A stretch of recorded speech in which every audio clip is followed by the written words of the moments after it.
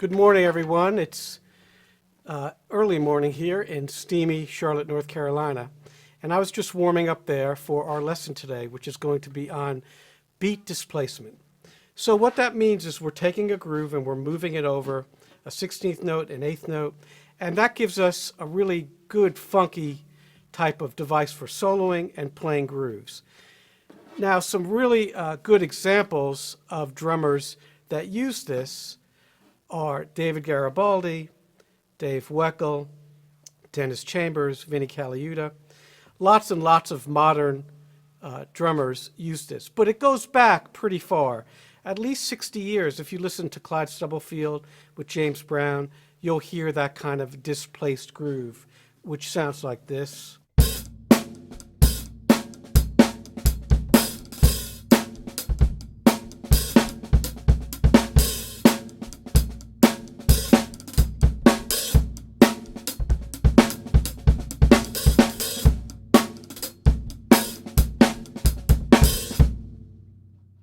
That was a typical James Brown kind of dance interlude groove that you'd hear. A lot of times he carried around two drummers so he could fire one.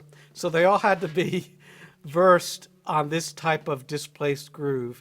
And he did all that dancing. You can watch some videos to get the feel of that.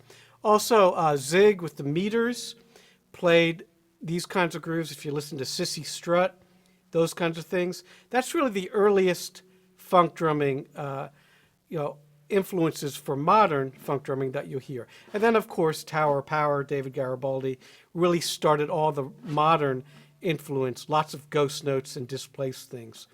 So those are the folks you want to study early. And then, really, there's so many drummers. I'll try to put a list, as I usually do in my description.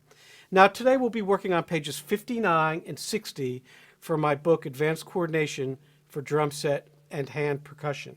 And on these pages, I break down how you can practice this. So the first page, 59, I show you how to actually think about playing this kind of thing. And then I have some applications on page 60 that are original things and then things that are influenced by other drummers. So we'll go over all of this. So let's start on page 59 and look at this first example, which is in 8th notes. Now, throughout this video and when you practice at home, it's really, really important to use a metronome because that's the only way you're going to know if you're playing in time. And what I'm going to do today is put a beep on there at the beginning of every bar. So that would sound like this. 1, 2, 3, 4. 1, 2, 3, 4, 1. And I also had that going in my little demo when I was warming up so you could hear how I displace things. Sometimes I turn around things quite a bit. So if you go back and listen to that, you'll hear that. And that beep is kind of your savior there as far as catching you like a net. All right? So practice with that. So if we look at this first example, it's kind of a simple 8th note rock groove. And what I'm doing is I'm moving everything over by an 8th note.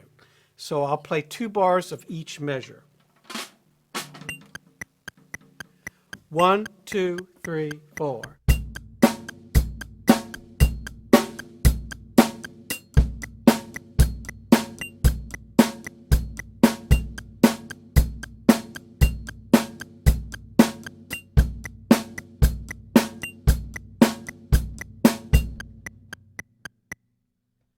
So that's very, very simple. And that's where you want to start because that's just displacing everything in that groove over by an 8th note.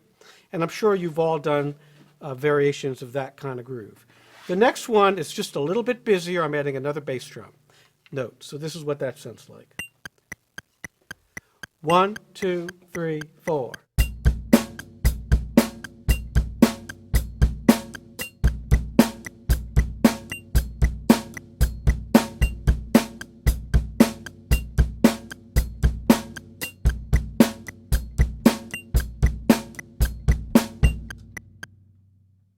So pretty simple. But the next one starts using 16th notes, and this is not simple. And these are the ones that you're going to have to practice the most. So what you should do is subdivide your metronome on 16ths. Keep that beep, so that'll sound like this. 1, 2, 3, 4. 1, 2, 3, 4. Okay, but that subdivision is really important because you have to try to play these evenly. Now you'll want to start slower. The metronome was at 114. Let's go all the way down to 90. And I'll try to hit a little cymbal so you can hear the downbeat as well. That might help. 1, 2, 3, 4.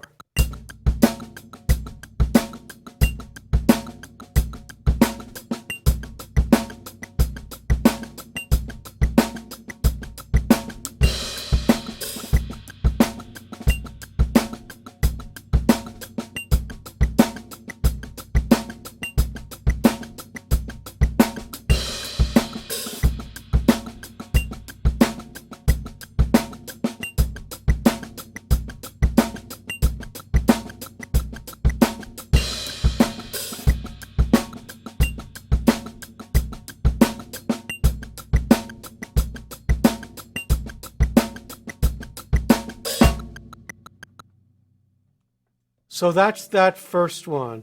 This is very difficult. So you can put your mind's eye, your focus, on those upbeat 16th notes. You saw there I was emphasizing those with the shaft of my stick. Now, if we go faster with that one, a good tempo would be around maybe 114, not too fast. We can try to start playing our left foot on the hi-hat on some sort of ostinato. So splashes work good. And then we could play our upbeats on the bell of the cymbal to bring those out. So I'll show you what that sounds like. 1, 2, 3, 4.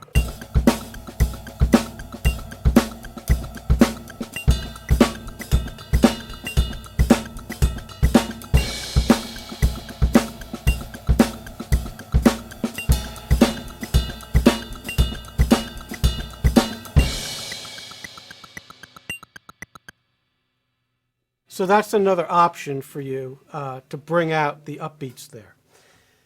Now the next one, number 2, is also pretty tricky, and now we're going to move that 16th note to the last of the 4 16th notes. So 1 E and it's on the upbeat. So let's try that slow once again at 90.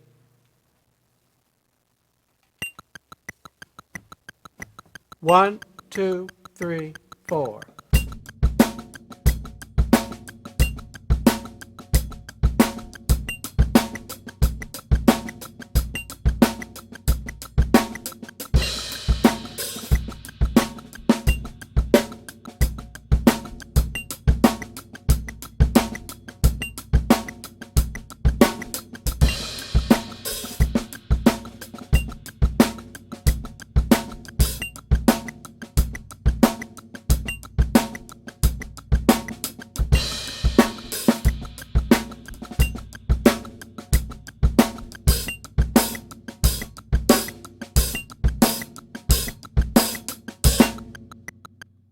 So you can also add your open hi-hat there to bring out that 16th. So let's try the same thing again now on the bell of the cymbal with the splashed hi-hat. And this will once again be 114. 1, 2, 3, 4.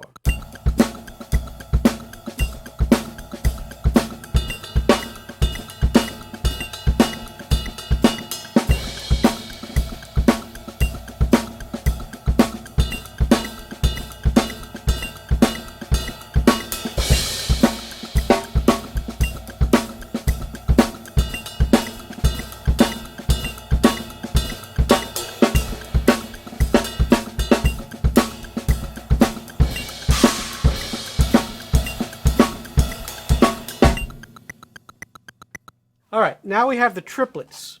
You want to put the subdivision on once again. A good tempo for this is around 114. So we'll keep that there, and we'll take away the 16th subdivision and put on the triplet subdivision.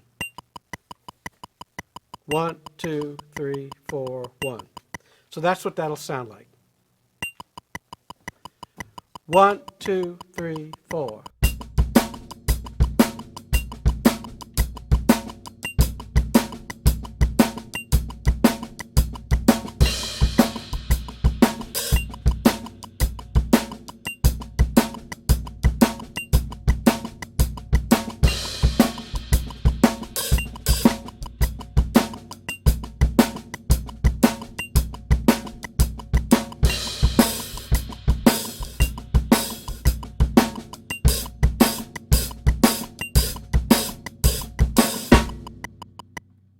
once again, you can add that open hi-hat to bring out the upbeat.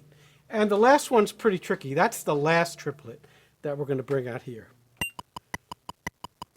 1, 2, 3, 4.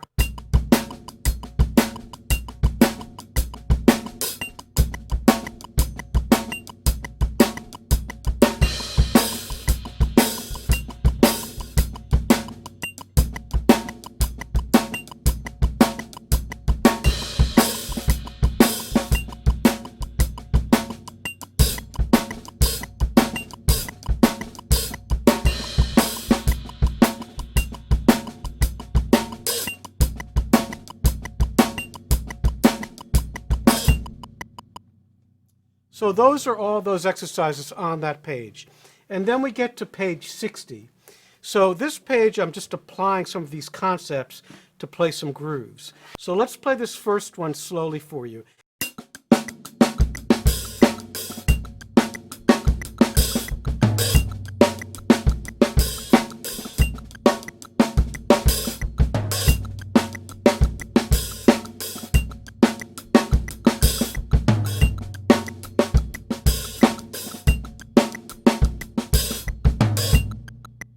Now this one can go pretty quick. I'd say 112 would be a really good tempo.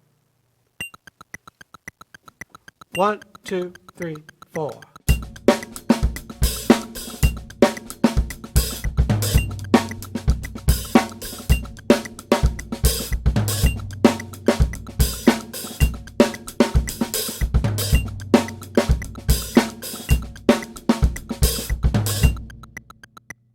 Okay?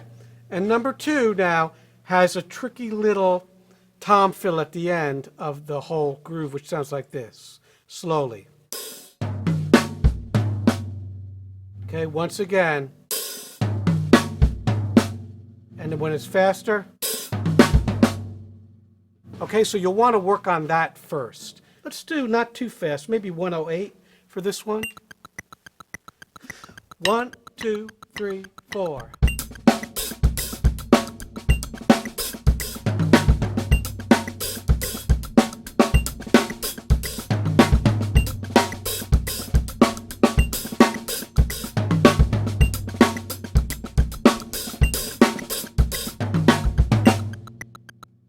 Now you will notice me playing some little drags on my left hand.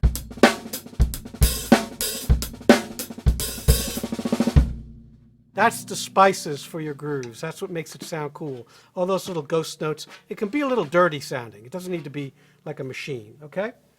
Now the next one, you want to bounce your left hand, so.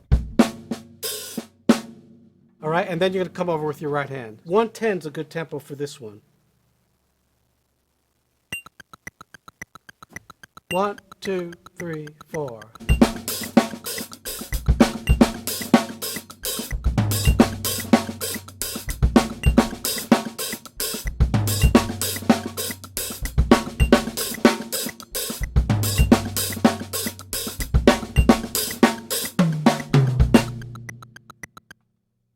That's a really fun groove to play. And you see again, I'm using my hi-hat to bring out that displaced upbeat thing. Now, we get into this next one, number 4, and this is a Dennis Chambers kind of groove. He does this a lot. If you listen to John Scofield, the record Blue Matter, Pick Hits, Loud Jazz, those are classic kind of jazz fusion records. Everybody should have those, and he just plays incredible on those. So this is one of these types of grooves he does. He'll use a cowbell or a closed hi-hat to play a lot of these things. So I'll just use a cowbell for today. And what I'll do here is I'll put my hi-hat on upbeats. 1, 2, 3, 4.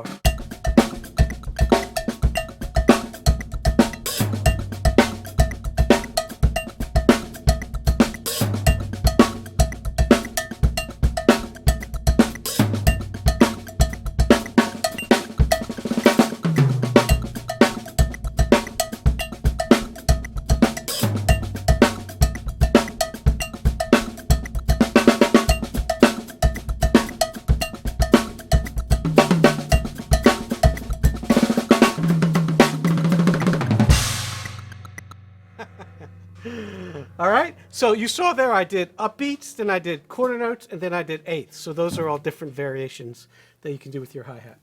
So next we come to these triplet grooves, and the way I like to practice these is that I'll play some time before them. I might play a nine-you-go feel, or I might play a shuffle, and then go into these. They work great as kind of, a little bit of a groove fill kind of thing. Just change up the time for a little bit.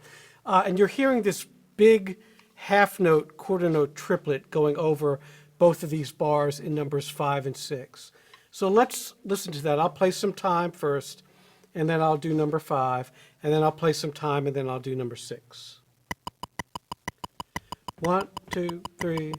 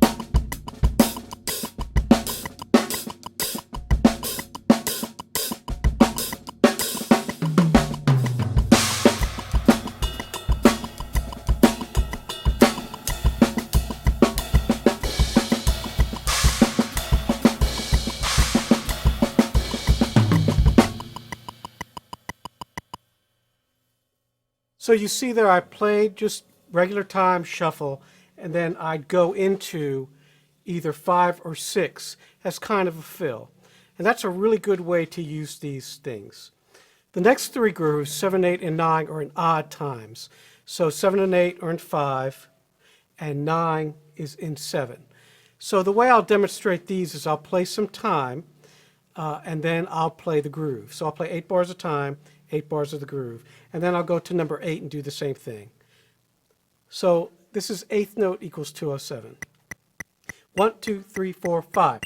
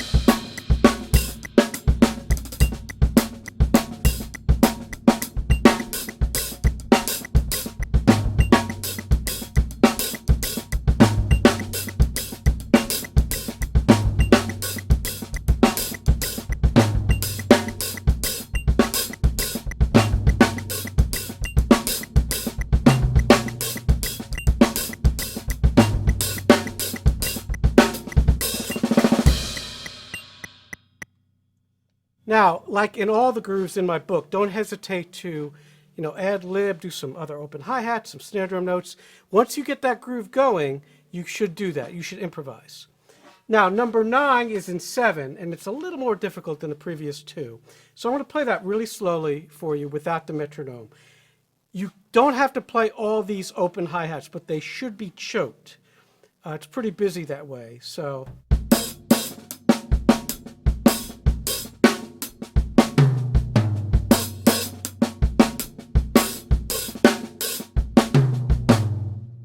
So when you do that kind of barking hi-hat, you shouldn't hit the hi-hat too hard so you're getting a second note. It shouldn't be, it should be. So you're just hearing that one long tenuto sound. 1, 2, 3, 4, 5, 6, 7.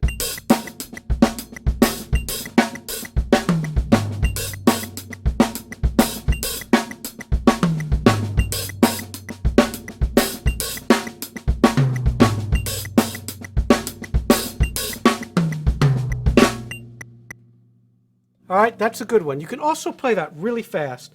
If you do, lighten up on the hi-hat. So this is 213. 1, 2, 3, 4, 5, 6, 7.